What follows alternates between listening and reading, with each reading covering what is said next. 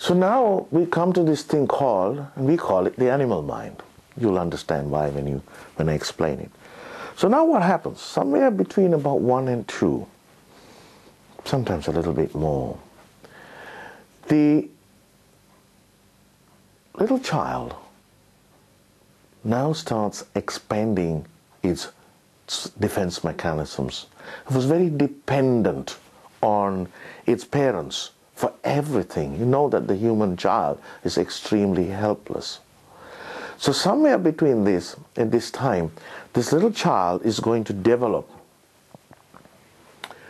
what we call the survival instinct, or the process for it to actually take on the animal persona.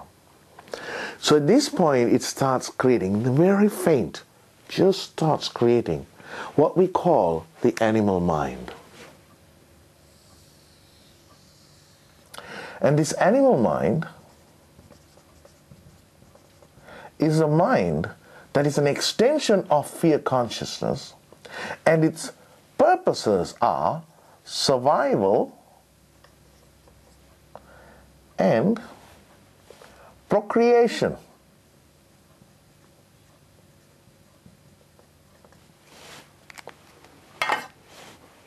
Procreation.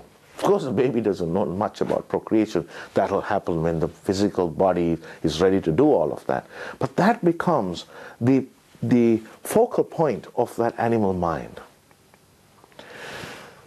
So what happens now to this baby is that as we go on and we travel through this little journey, round about somewhere between 3 and 6, the baby is going to have an incident. Something happens in their life. Normally in modern society, it seems to be focused on the failure of something, where something goes in the baby's mind wrong. It gets charged with something that it doesn't like. And when that happens, the baby then creates what we call the identity, the id. It adds the id to the entity, creates an identity. And that identity then becomes the way the baby or the child sees the world. A 3 to 6 year old. It might say something like, and I'll give you an example just to help you make sense of this. It could say something like, I am not lovable. Simple thing like that. Because, my mother got really mad with me one day of something or the other, and she said to me that I wish you had never been born, or something like that. And when the moment they said that, and I realized, oh, I'm not lovable. Now here's what happens.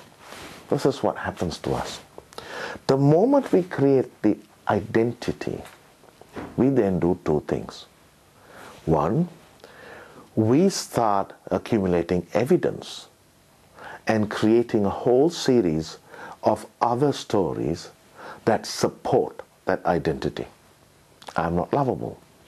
I'm stupid, or I'm ugly. Get evidence. See, that person yelled at me. This person didn't look at me. When I went and hugged this person pushed me away. So all these things, we collect evidence. We of course ignore any evidence that is contradicting that identity, because we know that was accidental. That's not real. So we focus on the evidence.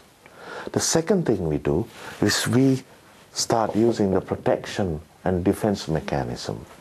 It starts coming into the fore to allow us to create a pretense that helps us protect this identity. So when you're not lovable, you can create a pretense. Someone can become someone who is all the time being cute and gorgeous so that everybody can throw affection at them, because they find, hey, that works. When I do this, everybody thinks that I'm really great, and they pretend. But inside, of course, they don't really love me. I'm just manipulating them. So you are now running this thing inside this lower mind. It's creating this whole great persona, a personality that actually is comprised of very complex stories that intertwine with each other, beliefs, good, true beliefs, pseudo beliefs. It creates a whole bunch of evidence that links this all in an extraordinarily complex map. Sometimes it ends up confusing itself. Quite a lot of us grow up in life completely confused about us and who we are, or what we think we are. So much of our life is now we start as children starting to do this, working towards developing the protection and defense mechanisms and developing our survival capabilities. Now that does not mean that your lower love consciousness and higher mind is still not operating. Of course it is. And there are moments when those children are beautiful and they're standing in the space of you can see them, you can listen to them learn, you can listen to them grow and express themselves, you can listen to them sitting there getting experience out of life, and you'll watch them and observe them, and they're amazing. And you'll hear them somewhere, generally most children, somewhere in that early years, up to around about 6-7 years of age, they will tell us their great purpose in life, what they really want to do out of their lives. So that's kind of what happens. The animal mind and the identity get generated. And then we start developing all these mechanisms. I'm sure you're going to start relating to this. If you have children, if you think back for a moment and reflect and think, I can see every stage. Every time we do our programs and we tell this to mothers, they recognize it instantly. They go, I get that. I can remember my children going through all this stuff. So have a look at yourself. Think about what is happening in your world. Are you really living here or here? What's the truth? So the next thing we'll do is talk to you about why most of us live in fear consciousness. What's the compelling reason for us to live in fear consciousness? Why do we get there? So that's our next step.